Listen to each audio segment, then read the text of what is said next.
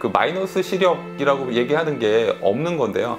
시력은 일단 가동력을 측정하는 거죠. 일정한 거리에서 작은 글씨를 봤을 때 구분을 할 수 있냐 없냐, 이제 그걸 측정하는 거기 때문에 마이너스라는 개념은 존재하지 않고, 보통 시력을 여기 요 정도에서 손가락 정도 구분할 수 있느냐부터 시작을 해서 1.0 그 정도까지를 보통 측정을 합니다. 마이너스 시력은 마이너스 디옵터랑 어떤 시력이 합쳐져서 나온 얘기고요.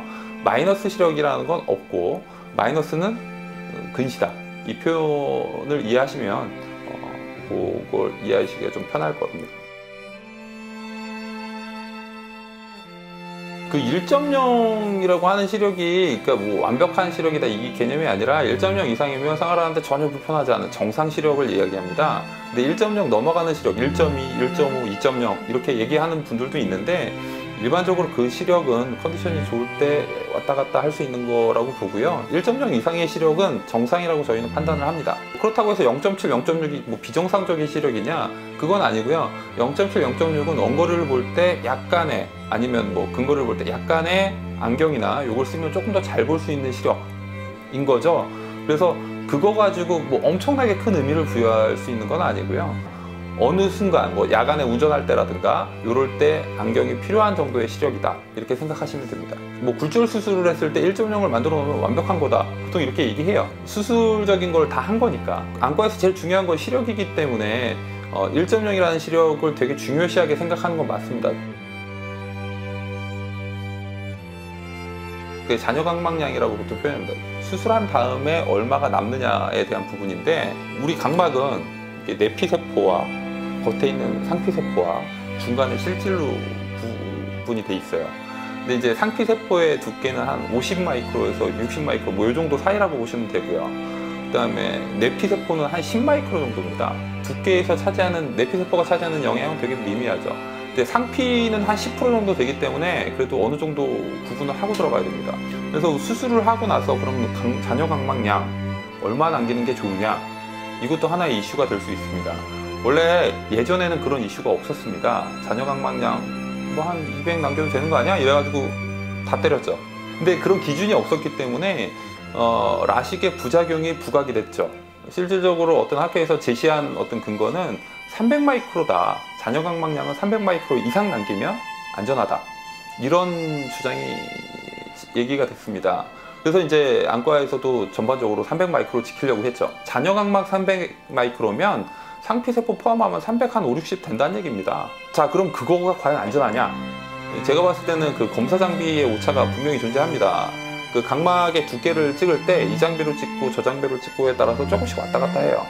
저는 차라리 그렇게 따지면 10% 정도의 어떤 잔여각막량의 어떤 버퍼를 둬야 되는 거 아니냐, 그래야 더 안전한 거 아니냐. 왜냐하면 300이라고 생각했던 게 270일 수도 있는 거고, 제가 마이크로 단위는 엄청 작은 단위거든요. 그래서 제가 생각한 거는 330 정도의 버퍼가 맞지 않냐라고 판단했고요. 그러니까 그게 맞다라고 기준을 삼으면 라섹 수술할 때 380 이하면 안 되지 않나? 390 그 밑으로 남으면 더 위험한 거 아닌가? 이런 생각을 하게 됐습니다. 그래서 저희 기준에서, 저희 병원 기준은 라섹에서는 380 이상은 남겨놔야 된다. 그리고 만약에 400 이하로 남을 것 같으면 각막 강화술이나 이런 어떤 다른 조치가 필요한 거다, 이렇게 판단하고 있고요. 라식 같은 경우는 잔여각막량 330 이상을 지키려고 합니다. 그게 제일 중요한 포인트가 될 것 같고요. 스마일도 마찬가지고요. 난시에는 부정난시가 있어요. 또 상당 부분 차지합니다. 부정난시인 경우에는 솔직히 수술을 이쪽으로 접근하면 안 돼요. 라식 라섹으로 접근하면 안 되고, 부정난시는 또 뭐랑 연결이 되냐면 결국 부정난시에서 원추각막으로 갑니다. 원추각막이 부정난시의 끝판왕이라고 생각하시면 되고요. 부정난시일 때는 각막 모양이 일단 이 정점이 이 가운데 센터에 있는 게 아니라 사이드에 있는 겁니다. 정점이 일단 사이드로 가게 되면 약간 모양이 삐딱하게 가는 거죠. 그럼 빛이, 각막을 통과한 빛이 한 군데 정점을 맺는 게 아니라 약간 이상한 데에 맺게 되겠죠. 자, 부정난시 치료는 기본적으로 일단 원추각막일 경우에는 원추각막의 치료를 하면 됩니다. 인텍스링, 링 삽입술을 하든가 아니면 크로스링킹이라고 해서 각막 교차 결합술을 진행하죠. 근데 이제 가벼운 단계의 그런 경우에는 일단 최대한 각막 모양이 안 변하게끔 하는 게 중요하기 때문에 렌즈를 안에 넣는 렌즈 삽입술을 이용합니다. 특히 뭐 교정 시력이 잘 나오는 경우에는 렌즈 삽입술이 맞을 수 있고요. 또 하나, 요즘에는 교정 시력이 잘 나오는 경우에는 가벼운 정도의 각막 비대칭이 있을 경우에는 엑시머 중에서 토포 가이디드라고 표현하는 각막 지형도의 모양을 이용해서 각막을 깎아주는 장비가 있습니다. 그런 거를 사용하기도 합니다. 부정관시인 경우에는 일단 제일 중요한 거는 원추 각막이냐 아니냐, 이걸 판단하는 게 제일 중요하고요. 원추 각막이 아닐 경우에는 이제 수술적인 고려를 할 수 있는데 라식이든 라섹이든 그런 방법으로 진행할 수도 있고요. 이제 각막 지형도를 이용해서 수술을 하는 방법이 있고, 그게 아닌 경우에는 렌즈를 넣는 방법도 있습니다.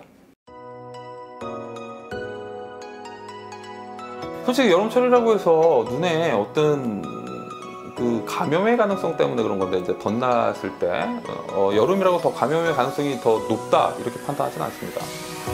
특히 뭐 라식, 라섹 같은 시력 교정 수술은 씻지 못하는 기간이 거의 없습니다. 차라리 라섹 같은 경우는 좀 있을 수 있겠죠. 상피가 덮여야 되는 시간이 있으니까. 근데 뭐 스마일 라식이라든가 일반적인 라식 같은 경우에는 다음 날이면 바로 일상생활이 가능하기 때문에 여름철이라고 해서 더 힘들고 이런 거는 없다라고 봅니다. 솔직히 방학을 이용해서 굳이 해야 되나? 이런 생각도 있어요. 왜냐면 요즘에는 워낙에 빨리 회복되기 때문에 스마일 같은 경우는 뭐 주말에 그냥 하시면 충분히 가능하지 않나, 이렇게 생각되죠.